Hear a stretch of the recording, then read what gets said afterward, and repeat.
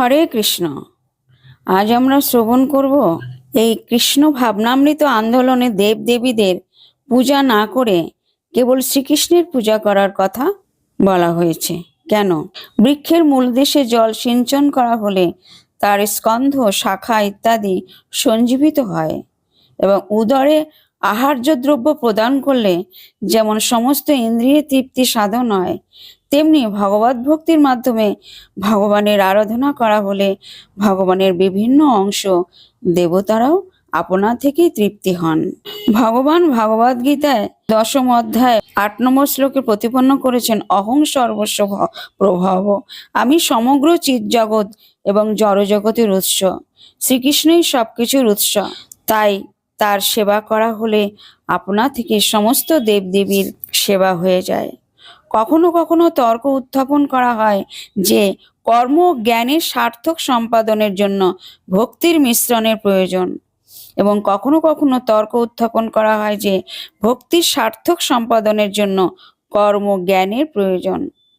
আসল কথা হচ্ছে যে ভক্তি ব্যতীত যদিও কর্ম এবং জ্ঞান সফল হয় না, কিন্তু ভক্তি কর্ম এবং জ্ঞানের অপেক্ষা করে না। প্রকৃতপক্ষে শ্রীল রূপ গোস্বামী বর্ণনা অনুসারে শুদ্ধ ভক্তি জ্ঞান ও কর্মের দ্বারা কলুষিত হওয়া উচিত। আধুনিক সমাজ নানান প্রকার জনকল্যাণের কার্য, মানবতাবাদী কার্য ইত্যাদি ব্যস্ত, কিন্তু মানুষ জানে না যে যতক্ষণ পর্যন্ত কৃষ্ণকে কেন্দ্র করে এই সমস্ত কার্য সম্পাদিত না হচ্ছে ততক্ষণ পর্যন্ত সেগুলি কখনোই সফল হবে না। কেউ প্রশ্ন করতে পারে, শ্রীকৃষ্ণের আরাধনা না করে তারই শরীরের বিভিন্ন অঙ্গ দেব দেবীর পূজা করলে ক্ষতি কি? এবং তার উত্তরে এই শ্লোকে দেওয়া হয়েছে, উদরকে খাদ্য দেওয়া হলে ইন্দ্রিয়গুলি আপনা থেকেই তৃপ্তি হয়। কেউ যদি স্বতন্ত্রভাবে তার চক্ষু অথবা কর্ণকে খাওয়ানোর চেষ্টা করে তাহলে বিড়ম্বনারই সৃষ্টি হয়। কেবল উদরকে আহার্য দ্রব্য প্রদান করে আমরা সমস্ত ইন্দ্রিয়গুলিকে তৃপ্ত করি। ইন্দ্রিয়গুলিকে আলাদাভাবে সেবা করার প্রয়োজন হয় না, অথবা তাও সম্ভব নয়। মূল কথা হচ্ছে যে শ্রীকৃষ্ণের সেবা করার দ্বারা সবকিছুই সম্পূর্ণ হয়। সেই সম্বন্ধে শ্রী চৈতন্য চরিতামৃতে বলা হয়েছে, কৃষ্ণ ভক্তি করলে সর্বকর্ম কৃত হয়।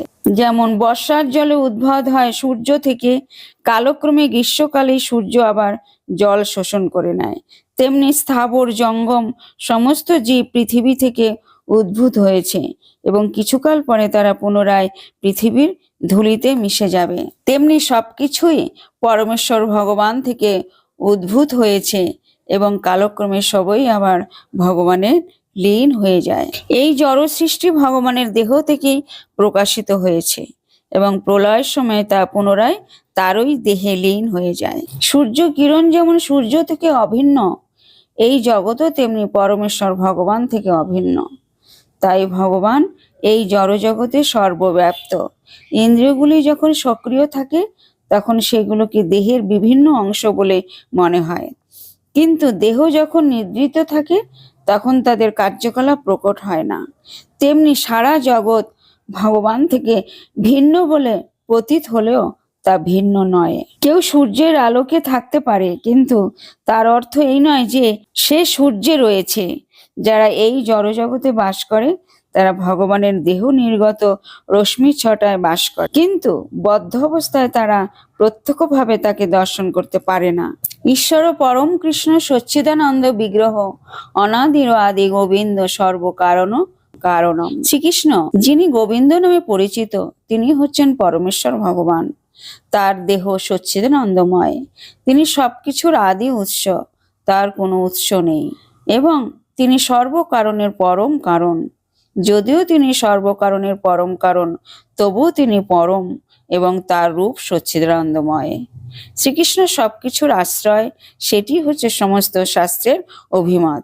যেহেতু পরমেশ্বর ভগবান হচ্ছেন সর্বকারণের পরম কারণ, তাই তিনি সমস্ত জীবের পরমাত্মা এবং নিমিত্ত উপাদান কারণ। যেহেতু তিনি গুণ ও প্রবাহ রূপ সংসার থেকে পৃথক, তাই তিনি তার মিথস্ক্রিয়া থেকে মুক্ত এবং জড়া প্রকৃতির ঈশ্বর। অতএব আমাদের কর্তব্য হচ্ছে গুণগতভাবে নিজেদের তার সঙ্গে এক বলে মনে করে তার প্রেমময়ী সেবায় যুক্ত হওয়া। পরমেশ্বর ভগবান হচ্ছেন যজ্ঞ পুরুষ, অর্থাৎ সমস্ত যজ্ঞের ভোক্তা হচ্ছেন তিনি হচ্ছেন সমস্ত দেবদেবীরও ঈশ্বর।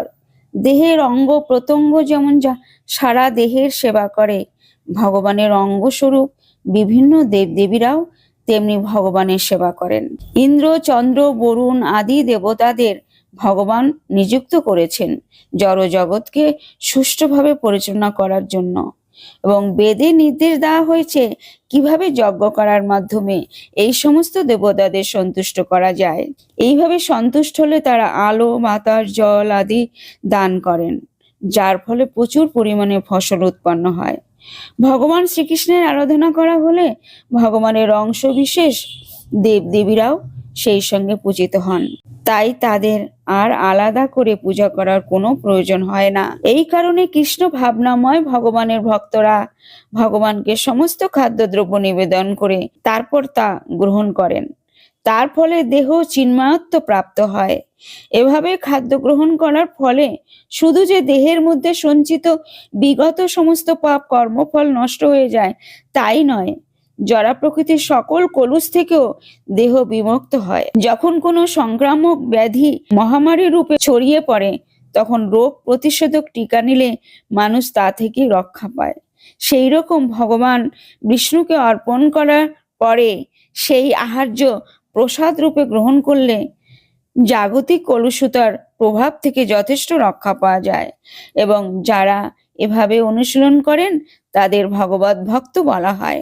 তাই কৃষ্ণ ভাবনাময় ব্যক্তি যিনি কেবল কৃষ্ণ প্রসাদ গ্রহণ করে জীবন ধারণ করেন, তিনি বিগত জড় সংক্রমণগুলিকে প্রতিরোধ করতে পারেন, এবং এই সংক্রমণগুলি আত্মোপলব্ধির উন্নতির পথে বাধা স্বরূপ। পক্ষান্তরে যে ভগবানকে নিবেদন না করে কেবল নিজের ইন্দ্রিয় তৃপ্তি লাভের জন্য খাদ্য গ্রহণ করে, তার পাপের বোঝা বাড়তে থাকে, এবং তার মনোবৃত্তি অনুসারে সে পরবর্তী জীবনে শূকর ও কুকুরের মতো নিকৃষ্ট পশুদেহ ধারণ করে, যাতে সমস্ত পাপ কর্মের ফল ভোগ করতে পারে। এই জড়জগৎ কলুষিতপূর্ণ, কিন্তু কৃষ্ণ প্রসাদ গ্রহণ করলে সে কলুষ মুক্ত হয়, সে তার শুদ্ধ সত্তার অধিষ্ঠিত হয়। তাই যারা করে না তারা ভবরোগের কলুষতার দ্বারা আক্রান্ত হয়ে যন্ত্রণা ভোগ করে। আকাশ থেকে বৃষ্টি হবার ফলে ক্ষেতে ফসল হয়। এই বৃষ্টি নিয়ন্ত্রণ করেন ইন্দ্র, চন্দ্র, সূর্য আদি দেবতারা। এরা সকলেই হচ্ছেন ভগবানের আজ্ঞাবাহক ভৃত্য। তাই যজ্ঞ করে ভগবানকে তুষ্ট করলেই তার ভৃত্যরা তুষ্ট হন, এবং তারা যখন সমস্ত অভাব মোচন করেন। এই জগতের জন্য নির্ধারিত যজ্ঞ হচ্ছে সংকীর্তন যজ্ঞ। তাই অন্তত পক্ষে খাদ্য সরবরাহের অভাব অনটন থেকে রেহাই পেতে গেলে সকলেরই কর্তব্য হচ্ছে এই যজ্ঞ অনুষ্ঠান করা। তাই বেদের নির্দেশ অনুসারে যজ্ঞ করে দেবদেবীদের তুষ্ট করা হলে পৃথিবী সর্বাঙ্গীন উন্নতি সাধিত হয়। কিন্তু প্রকৃতপক্ষে যজ্ঞ অনুষ্ঠান করার উদ্দেশ্য হচ্ছে ভগবান শ্রীকৃষ্ণকে তুষ্ট করা। এইভাবে যজ্ঞ অনুষ্ঠান করতে করতে জীবের অন্তরে কৃষ্ণ ভক্তির বিকাশ হয়। বেদের নির্দেশগুলিকে কেবল নৈতিক আচার অনুষ্ঠানের মধ্যে সীমিত না রেখে তার মাধ্যমে কৃষ্ণ ভক্তি লাভের চেষ্টা করা উচিত। যিনি সম্পূর্ণভাবে কৃষ্ণ ভাবনাময়, কৃষ্ণ সেবায় যিনি সম্পূর্ণভাবে মগ্ন, তার অন্য কোনো কর্তব্য নেই। কৃষ্ণ ভক্তি লাভ করার ফলে তার অন্তর সম্পূর্ণভাবে কলুষমুক্ত হয়ে পবিত্র হয়ে যায়। হাজার হাজার যজ্ঞ অনুষ্ঠানও যে ফল লাভ করা যায় না, কৃষ্ণ ভক্তির প্রভাবে তা মুহূর্তের মধ্যে সাধিত হয়। এভাবে চেতনা শুদ্ধ হলে জীব পরমেশ্বরের সঙ্গে তার নিত্যকাল সম্পর্ক উপলব্ধি করতে পারেন। কৃষ্ণ ভক্ত জীবের আর জড় বিষয়াসক্তি থাকে না, এবং কামিনী কাঞ্চনের প্রতি তার আর কোনো মোহ থাকে না। যে মানুষ তার স্বরূপ উপলব্ধি করে জানতে পেরেছেন যে তিনি হচ্ছেন ভগবান শ্রীকৃষ্ণের নিত্য দাস, তিনি আর সামাজিক কর্তব্য অকর্তব্যের গণ্ডিতে আবদ্ধ থাকে না। তিনি তখন বুঝতে পারেন শ্রীকৃষ্ণের সেবা করাটাই হচ্ছে একমাত্র কর্তব্য কর্ম। নির্বিশেষবাদী জ্ঞানী তিনি কেবল শুধু মুক্তিই চান, কিন্তু ভগবানের ভক্ত কেবল পরম পুরুষ ভগবানকে চান। কৃষ্ণ ভক্ত যখন কোনো কর্ম করেন তা তিনি তার ফল ভোগ করার জন্য করেন না, তিনি করেন কেবল শ্রীকৃষ্ণের সেবা করার জন্যই। ভগবানের সেবা করার জন্য তিনি সব রকম কর্ম করেন, কিন্তু সেই সমস্ত কর্ম থেকে তিনি সম্পূর্ণ নিষ্ক্রিয় থাকেন। ভগবান হচ্ছেন পরম ঈশ্বর, ভগবান হচ্ছেন ঈশ্বরদেরও পরম ঈশ্বর এবং দেবতাদের পরম দেবতা। সকলেই তার নিয়ন্ত্রণাধীন।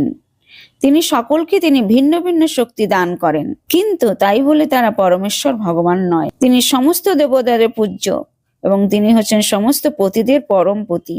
তিনি হচ্ছেন এই জড়জগতের সমস্ত অধিপতি, নিয়ন্তার অতীত, সকলের পূজ্য। তার থেকে বড় আর কিছু নেই। তিনি হচ্ছেন সর্বকারণের পরম কারণ। ভগবান শ্রীকৃষ্ণই হচ্ছেন সমস্ত ঐশ্বর্যের অধীশ্বর। তিনি হচ্ছেন পরম তত্ত্ব, তাই তার কোনো কর্তব্য নেই। কর্মের ফল যাদের ভোগ করতে হয় তাদের জন্য কর্তব্য কর্ম করাও নির্দেশ দেওয়া আছে, কিন্তু এই ত্রিভুবনে যার কোনো কিছুই কাম্য নেই তার কোনো কর্তব্য কর্ম নেই। তিনি শাস্ত্রের বিধি নিষেধের অতীত, কিন্তু তবু তিনি শাস্ত্রের নির্দেশ লঙ্ঘন করেন না। হরে কৃষ্ণ। এখানে আমি বক্তব্য শেষ করছি।